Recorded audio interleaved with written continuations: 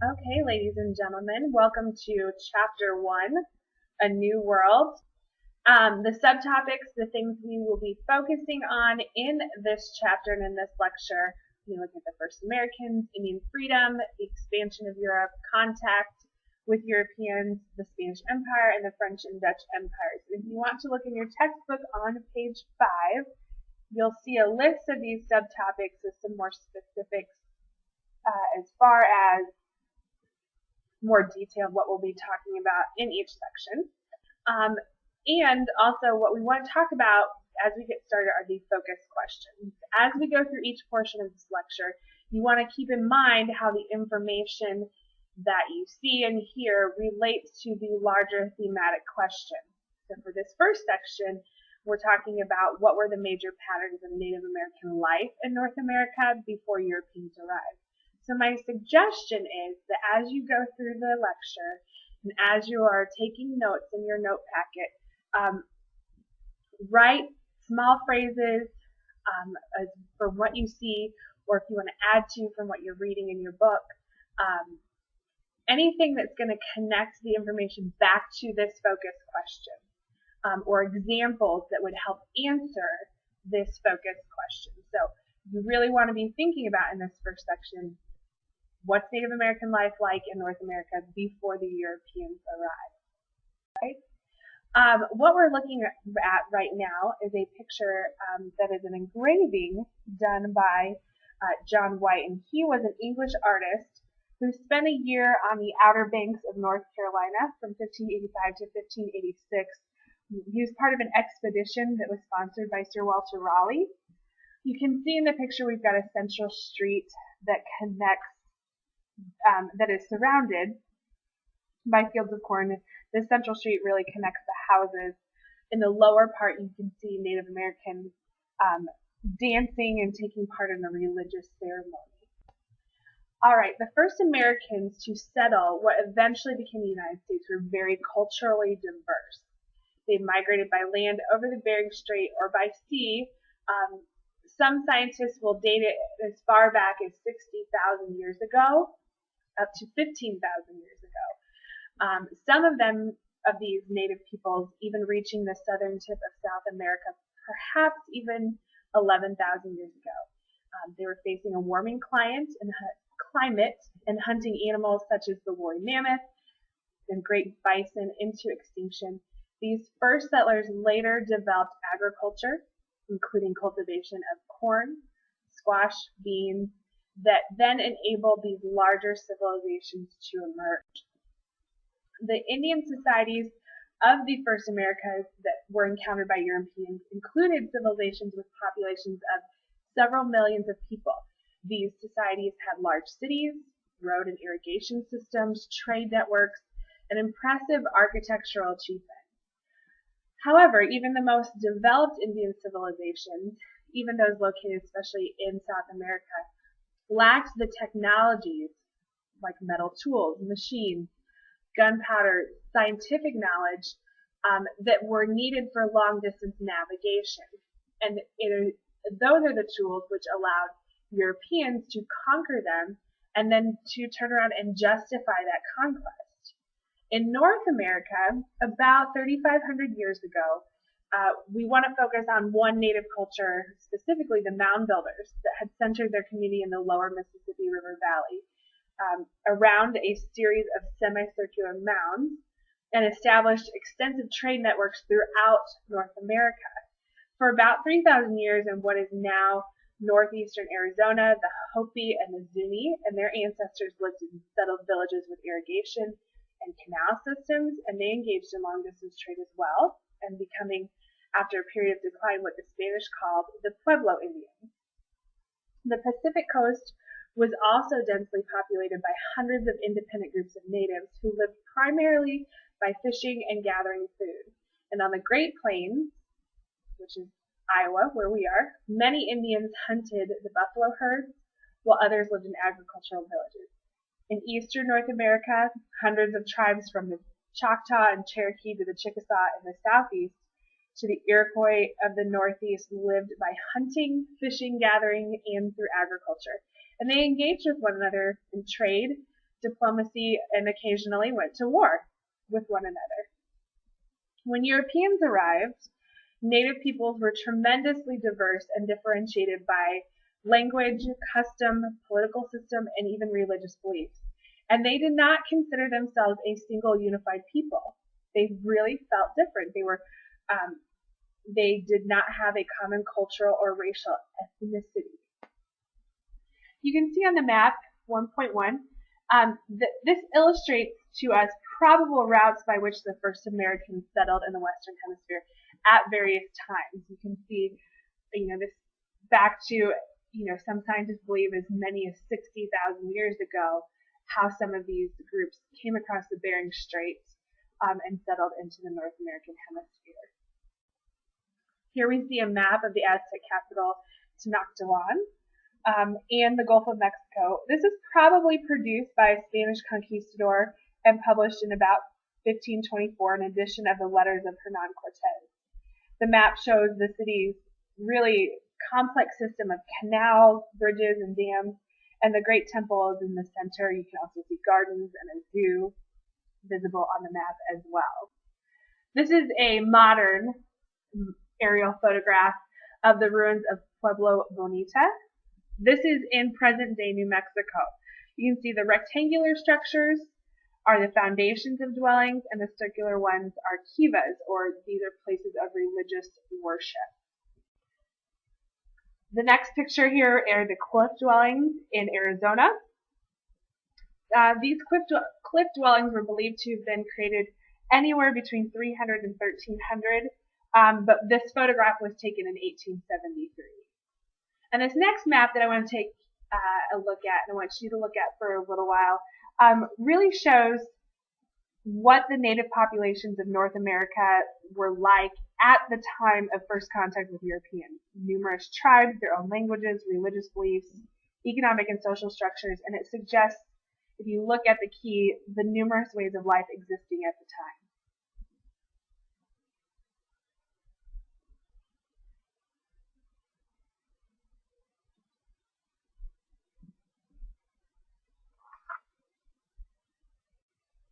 Okay, so we want to take a little bit of a look at Native American religion, specifically in the sense that this did give some common characteristics as far as religion goes for the North American Indian societies. Religious practices were often directly related to farming and hunting, and they invested living things like plants, animals, and non-living things like the water and wind with spiritual power.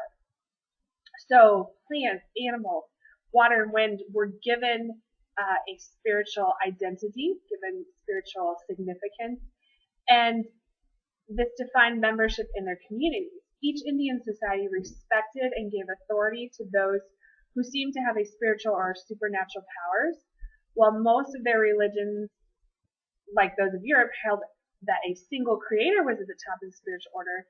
They did not distinguish sharply between natural and supernatural, so there wasn't a big difference between secular and religious life. Unlike Europeans, North American societies did not treat land as a commodity to be owned privately by individuals, but instead had family and communal-based notions of property. So land was not something that Native Americans, for the most part, thought of as property or to be owned. Land was to be shared with the family, to be shared with the community. Indian tribes and groups did have systems of social status. However, they did not devote themselves to accumulating wealth and material goods. Trading was as much social and cultural practice that emphasized generosity and gift-giving as it was an economic exchange. Relationships between men and women were also very different than those of Europeans. Most, not all, but most North American Indian societies were matrilineal, and this means that land property was passed through the mother's side of the family instead of the father. It was possible for women to own property, to divorce their husbands, to take part in religious ceremonies, to help select male tribal leaders.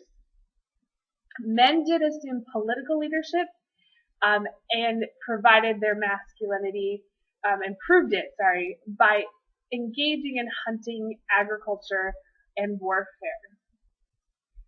We see on this map, this is a Catawba map that illustrates the differences between Indian and European conceptions of landed property. The map shows not possession of a specific territory, but trade and diplomatic connections between various Native American groups. The colony of Virginia is represented by the rectangle on the lower right-hand corner. So again, they're not showing ownership really so much as it is how trade and diplomacy and how the different groups are connected with one another. Again, we see another drawing by John White. Remember John White, the artist of the illustration at the beginning of our lecture. This is one from 1585. Shows the canoe filled with fish while two men harpoon others in the background. Among the wildlife illustrated are hammerhead sharks. Catfish really shows us the Europeans' view of Native American life. Europeans first tended to see the Indians as either as these noble savages or uncivilized, brutal, inferior barbarians.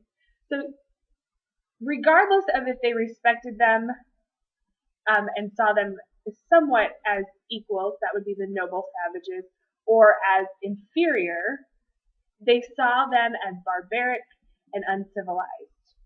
Okay? Over time, negative images of the Indians came to dominate the Europeans' views of indigenous peoples, with Europeans focusing on the natives' apparent lack of religion, land use practices, and the way that genders were related to one another as the basis of their inferiority. So they saw all of those things as the reasons why Native Americans would be inferior to the Europeans. Indians were seen as devilish heathens, people who didn't use the land properly, which in the eyes of the English and the French and the Dutch justified their exploration and taking of the land from the Native Americans because they weren't using it appropriately, so it was okay that they would just take it. And as people who subverted European gender roles by allowing weak men to engage in leisure activities like hunting and fishing and leaving the agricultural work to Native women who many Europeans believed belonged in the home. You can see in this photograph, or this engraving, by a French Jesuit priest, to talk a little bit more about how Europeans viewed Indian religion. You see in the picture that there's a demon hovering over the Iroquois longhouse, really suggesting that the Indians worshipped the devil. Here we can see in this picture here that Indian women are planting crops, men are breaking the sod. This is an engraving by Theodore de Bry, and it's based on a painting by Jacques Moyne de Morgue. Morgue was part of an expedition of French Huguenots to Florida in 1564, and he escaped when the Spanish destroyed the outpost in the following year. In this next section, we are going to be looking at how Indian and European ideas of freedom differed just before, so right as there was contact between the Europeans and Native Americans. So what did they think about this topic of freedom? Now, some Europeans saw Native Americans as embodying freedom and liberty as Europeans understood the term. But most soon thought that such notions of freedom were foreign to Native societies. Europeans believed the Indians were savages in part because they did not seem to have governments or legal systems. So to them, that was lacking the respect for authority and discipline and order that Europeans believed marked their own civilization. The modern idea of freedom as personal independence, which often was based on the ownership of private property, meant little to most Indian societies. Indians, however, had their own ideas of freedom, which was evident in the practice of their small-scale slavery in some Indian groups. Although buying and selling slaves was unknown, and in their resistance to enslavement by Europeans. Although Indians respected individual thought and judgment that conflicted with group decisions, generally they emphasized commitment to family and community. Group autonomy and self-determination were important, and mutual obligations which would accompany the ideas of belonging and connectedness were more important and valued more than individual freedom. When Europeans colonized the New World, they had multiple ideas of freedom, really focusing more on the collection of rights and privileges, which in European society were reserved for a small portion of the population. One important idea of freedom for Europeans was religious or moral, and based on an individual's decision to subordinate himself to the Christian God. This was not the same as modern notions of religious freedom or tolerance. Each European country had an established church, and their governments often suppressed or heavily regulated other Christian and non-Christian groups. Secular ideas of freedom located liberty in the individual obedience to law and acceptance of one's rank and duties within a rigid and extensive social hierarchy. This ranged from urban poor and rural peasants at the bottom to church officials, hereditary aristocrats and nobles, so those of you people with titles, and kings and other members of monarchies are at the top. Inequality was built into all social relations. The king ruled by divine right. Superiors demanded deference from their people who were inferior to them. And in families, men had authority over their dependent women and children. Women and children whose legal identities were below that of men. Women could not own property. They couldn't negotiate or control their wages. They could not write separate wills, or even in most cases, even divorce their husband. And husband had rights to their wives' labor and bodies, meaning that if need be, a husband could, have his wife work and the wages would go to him. Okay? Few men enjoyed the freedom derived from economic independence. Usually, land ownership and property qualifications for voting meant that only a few men could vote. Modern civil liberties, such as freedom of religion and speech, did not exist at this time. Workers who had defied employers and labor contracts suffered harsh criminal penalties, and yet each European country that colonized the New World claimed to be spreading freedom for themselves and for the Indians. Okay. Now, in this next section, we're going to be looking at the expansion of Europe. We need to be thinking about what was it that impelled European explorers to look west across the Atlantic. What was their motivation for expanding westward? Europeans had, quote-unquote, discovered the Americas only because they were interested in finding a sea route to India, China, and the islands of the East Indies. And these had long been the basis of lucrative land-based trade in silk, tea, spices, porcelain, and other luxury-type goods. In the early 15th century, a large Chinese naval expedition intended to show China's power went all the way to East Africa and could have gone farther west to the Americas, but the Chinese were uninterested in establishing a maritime empire. The Portuguese, benefiting from new techniques in sailing and navigation, first explored the Atlantic, making their way down the western coast of Africa, encountering powerful African kingdoms there, and also establishing small colonies on the islands of the Atlantic off of the African coast. The first sugar plantations based on slavery in the Atlantic world were on these islands. Portuguese explorers by 1498 had explored the Indian coast, and soon the Portuguese had established a maritime empire with trading outposts throughout Africa, India, southern China, and Indonesia. Although slavery existed in Africa before the Europeans came, Africans enslaved other Africans who were criminals, people who owed debt, or who had become captives during war. They worked in households, and families had some rights and could become free. African slavery was one of several forms of labor and was not the basis of African economies. With the Portuguese and other Europeans in Africa by the end of the 15th century, slavery then becomes purely economic, and a large slave trade within and beyond Africa developed.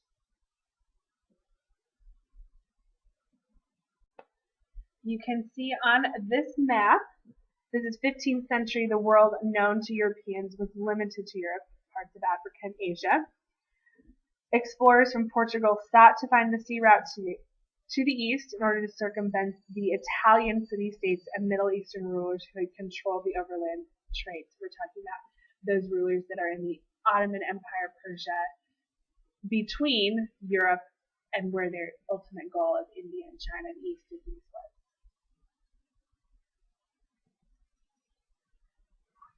We see here in this picture, this is a detail from a Cantino world map depicting the western coast of Africa at the beginning of the Atlantic slave trade. This was created by an anonymous Portuguese map maker in 1502. The map included Europe, Africa, and a small part of the Western Hemisphere, and described the islands lately discovered in the parts of India. It was smuggled out of Portugal by Alberto Cantino, and he was a diplomat who represented the Italian city-states.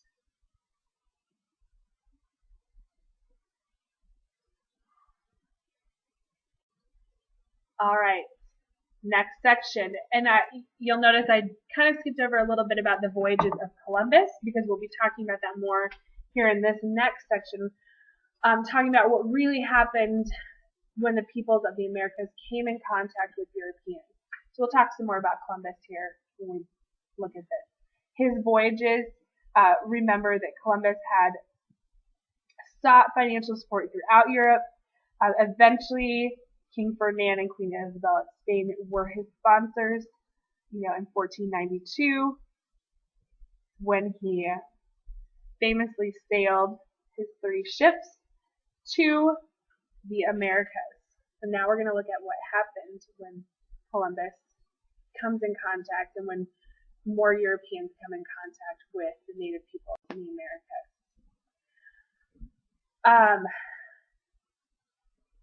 Going back to his voyage in 1492, he'd been at sea for about 33 days. On October 12, 1492, he arrived at what we know today as the Bahamas. He soon went to Hispaniola, which is now Haiti and the Dominican Republic, and on to Cuba. After that first journey, he brought back 10 natives whom he called Indians to Spain for conversion to Christianity. The next year, Columbus returned with more ships and men, and this is the beginnings of Spanish colonization of the New World. There were a host of explorers and fishermen from European nations, including England, France, Portugal, that soon came to the Americas. But the Spanish conquistadors like Hernan Cortez, Francisco Pizarro, took the lead in conquering the Americas and the people living there, including these large native civilizations in South America, really just for national glory, for wealth, to spread Catholicism, and in doing so they devastated these cultures through warfare and disease, and laid the basis for gold and silver mines that would later enrich the Spanish crown. The transatlantic flow of goods and people mixed millions of years of separate evolution, put together plants, animals, and cultures. We call this the Columbian Exchange, and it transformed both Europe and the Americas. However, the impact of war, enslavement, and especially diseases that were introduced by Europeans was a demographic disaster for native peoples of the New World. Population fell dramatically, and in the 150 years since European contact, perhaps 80 million Indians, which would be nearly 1/5 of humankind at the time, so that's about 20% of the human population of the world, died as a result of exposure to diseases, war, and enslavement as a result of exploration. If you see on this picture, this is Columbus's landfall, an engraving from the Letter of the Islands. This is in 1493 pamphlet that was reproduced in the form of a poem. Columbus' first letter described his voyage of the previous year under the watchful eye of King Ferdinand of Spain, and Columbus and his men land on the Caribbean island where local Indians are fleeing. Here we see a map. These are voyages of discovery. Shows Columbus's first Atlantic crossing in 1492, being followed very soon after by voyages of discovery by English, Portuguese, Spanish, and Italian explorers. And you can see the different colors and, where they're starting on Europe and the major areas to which explorers went in the Americas. On this next slide, we see engravings from the Florentine Codex of the forces of Cortez marching on Tenochtitlan and assaulting the city with cannon fire. The difference in military technology between the Spanish and the Aztecs is very evident, as you can see in this picture. Indians who allied with Cortez had helped him build vessels and carry them in pieces over the mountains to the city. The Codex, which is a volume formed by stitching together manuscript pages, was prepared under the supervision of a Spanish missionary in the 16th century Mexico. This is another image from the Florentine Codex that shows an Indian suffering from smallpox. And this was an epidemic, one of the many diseases, one of the most common diseases that ravaged the Aztec capital after the arrival of Cortez.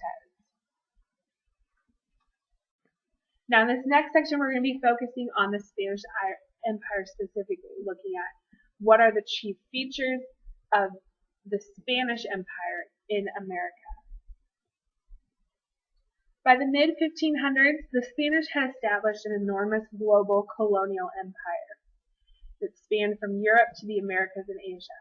The Atlantic and Pacific Oceans were now highways, moving people and goods, including gold and silver, shipped from Mexico and Peru to Spain and onto the Philippines and China. The Spanish Empire encompassed the most populous and mineral-rich areas of the New World and included large cities such as Mexico City. The Spanish system of colonial government was an elaborate hierarchy of appointed lawyers and bureaucrats under the authority of the Spanish monarchy. They had a significant role for the Catholic Church, especially in administering the Indians, and elected assemblies were non-existent. The Spanish did not import African slaves in large numbers because they relied on the dwindling but still fairly substantial Indian population to do the hard agricultural and mining labor for them. Although Spaniards born in Spain ruled the colonies, they, unlike English colonists, granted Indians some limited rights. And really, their goal was to assimilate the natives into Spanish society. The Spanish Empire also became increasingly dominated by mestizos, which are people of mixed native and European origin. This is an illustration from the Codex of 1531. I'm not going to attempt to pronounce that correctly, guys.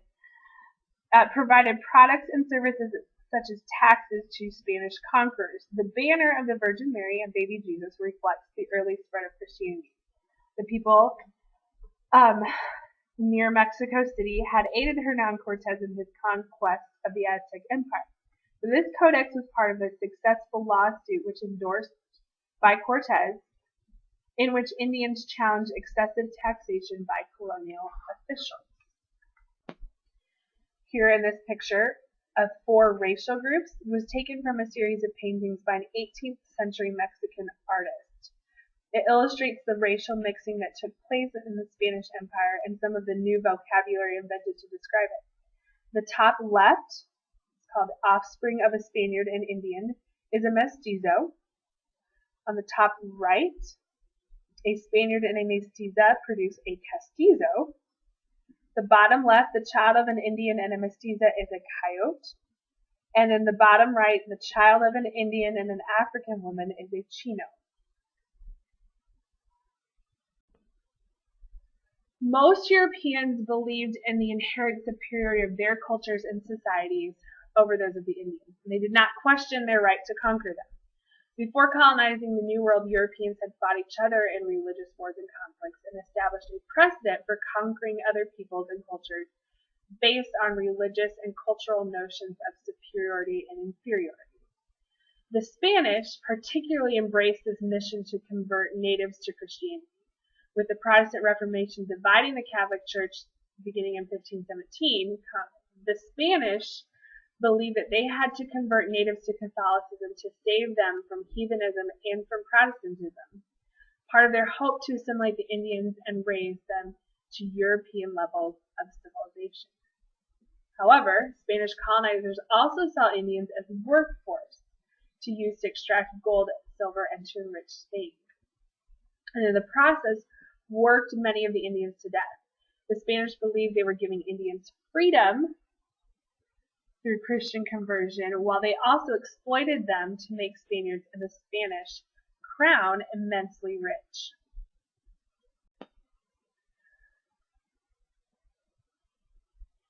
This is a benign view of Spanish colonization. It's an engraving from 1621 book that depicts Spanish missionaries bringing Christianity to a new world, while priests do construction work.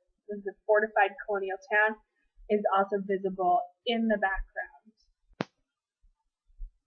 In response to the Indians' conditions, Pope Paul III, hoping to make them more devout subjects of the European Catholic monarchs, outlawed Indian enslavement.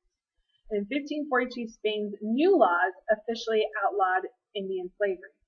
The Dominican priest Bartolomé de las Casas criticized his fellow Spaniards for their shocking atrocities and cruelties against native peoples, opposed their enslavement, and insisted that Indians were rational beings and not savages, and they could not be denied their freedom and land.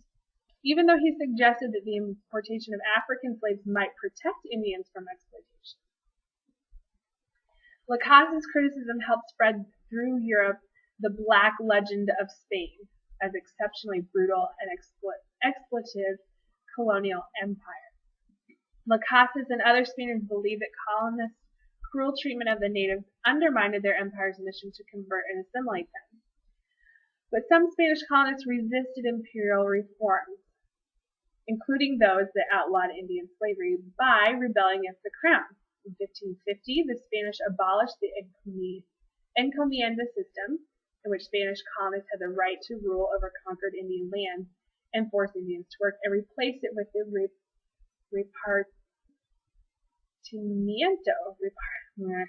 repartimiento system, in which Indians were legally free and entitled to wages, but still required to annually perform a fixed amount of labor. No longer slaves, Indians were still exploited by landlords and priests. In this drawing, Spanish conquistadors murdering Indians at Cusco is now known in what is now known as Peru. The Dutch-born engraver, Theodore de Bry, and his sons illustrated 10 volumes about New World exploration that were published between 1590 and 1618. A Protestant, de Bry created very vivid images that helped to spread this idea of the black legend of Spain as uniquely cruel colonizer. This is a 1791 view of the mission of San Carlos, which is now California. Shows the Indian community and a corral in the background, while missionaries and Spanish explorers greet one another in the foreground.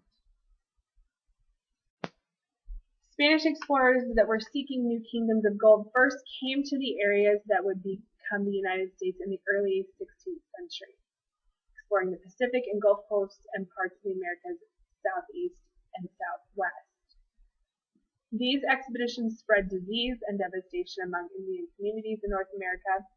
Hernando de Soto's journey through the Gulf Coast and southwest was especially brutal.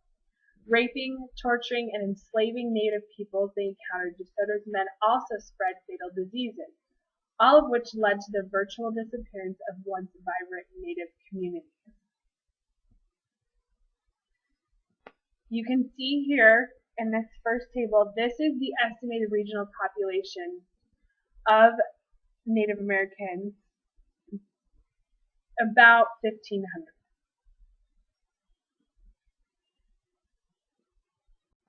You see, this is regional populations of the world.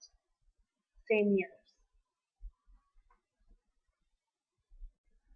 On this map shows the Spanish conquests and explorations in the New World from 1500 to 1600. By around 1600, New Spain had become a vast empire stretching from the modern-day American Southwest through Mexico and Central America and in the former Inca Kingdom of South America. The map shows the early Spanish exploration in present-day United States.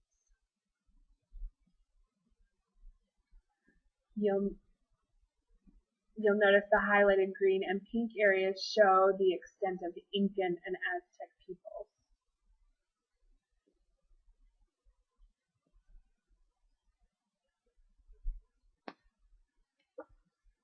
The first area to be colonized by the Spanish in what became today's United States was Florida, where the Spanish had wiped out French settlers in their hopes of preventing further French colonization and ending piracy in nearby waters. Despite considerable Spanish efforts to build towns and forts and convert Indians, the Spanish presence in Florida remained very small. In the Southwest in 1598, the first major Spanish expedition in the area, led by Juan de Oñate, searched for fabled minerals, but when attacked by the natives of Acoma in present-day New Mexico, they retaliated by killing and enslaving thousands of native inhabitants. Oñate was recalled by Spanish authorities, and a period of more stable colonial rule was initiated with the establishment of New Mexico, whose capital Santa Fe. By 1680, there were a small number of mostly mestizo Spanish colonists ruling over Pueblo Indians of New Mexico. Tensions arose over the colonists' exploitation of Indians' labor and their increasingly harsh efforts to convert Indians and eliminate indigenous religious practices and beliefs. Among other factors, this led to a revolt that year to drive Spanish from New Mexico and restore native autonomy and allow the natives to rule themselves. Led by Pope, a religious leader who had earlier been arrested by the Spanish for sorcery, the Pueblos attacked and nearly wiped out an entire population of Spanish colonists, destroying in the process all the symbols and icons of Spanish culture and Catholicism that they could find. 12 years later, the Spanish reconquered New Mexico for good. And this is a picture of Acoma, the Sky City, as it appeared in 1904. And this is St. Anthony and the Infant Jesus, which was painted on a tanned buffalo hide by a Franciscan priest in New Mexico in the early 18th century. This was not long after the Spanish had reconquered the area from which they had been driven out during the Pueblo revolt. In this next section, we're going to be focusing on the French and Dutch empires. We want to look at the chief features of what the French and Dutch empires of North America looked like. Be thinking about maybe how these are a little bit different than that of the Spanish. Even as other European powers really had disdain or looked down upon the way that the Spanish had treated the Indians, they wanted to match the wealth that the Spanish had accumulated. So they didn't really, they looked down upon the way that the Spanish treated the Native Americans, yet at the same time they wanted to be just as wealthy. So during the 17th century, rival French, Dutch, and English colonists established colonies in North America. The French were first, hoping to find gold and locate the Northwest Passage to the Pacific. Failed initial settlements were followed by permanent settlements in the Mississippi River Valley and along the St. Lawrence River in what became Canada. Then was what was called New France. The French crown limited migration, however, keeping French colonist numbers small. Few in number and embracing the fur trade rather than agriculture, French colonists depended on friendly relations with local Indians.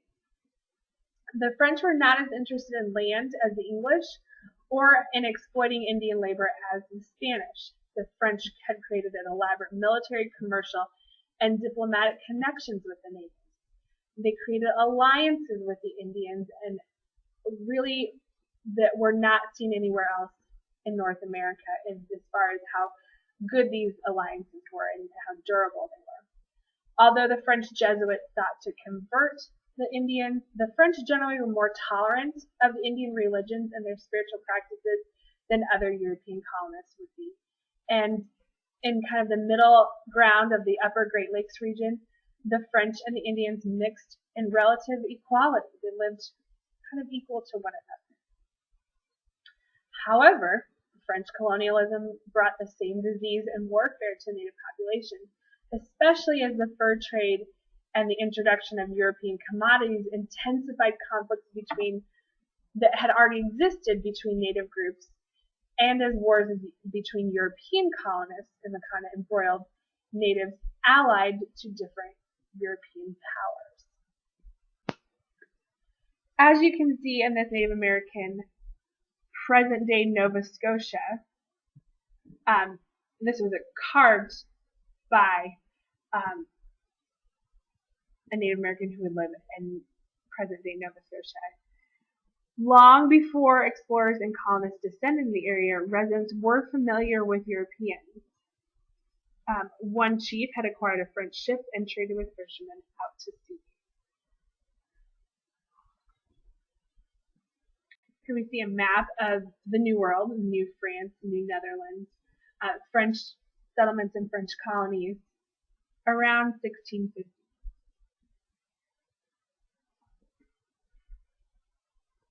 And here is a picture of France bringing faith to the Indians of New France. This is your visions of freedom. If you were to look at this, think about the ways that the painting suggests Indians freely accepting Catholicism and French rule, and thinking about the images of the house, the ship, and the dress of the Indians, and how that might reinforce the message of the painting.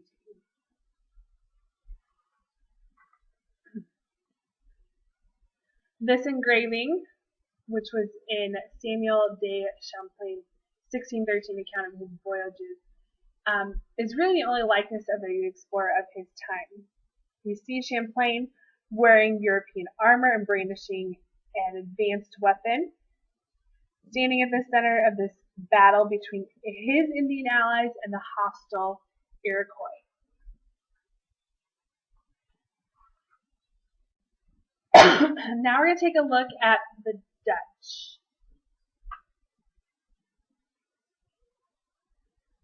The Dutch first came to the New World with Henry Hudson's exploration of New York Harbor and of the river that would come to bear his name in 1609, the Hudson River.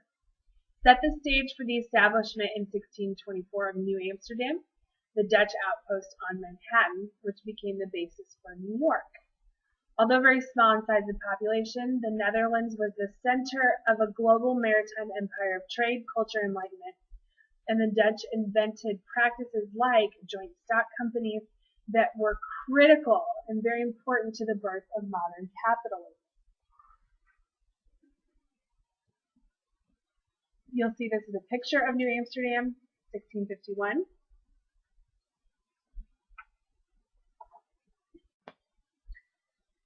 Though the Netherlands was exceptional at its commitment to freedom of the press and religious toleration, New Netherland was hardly governed democratically.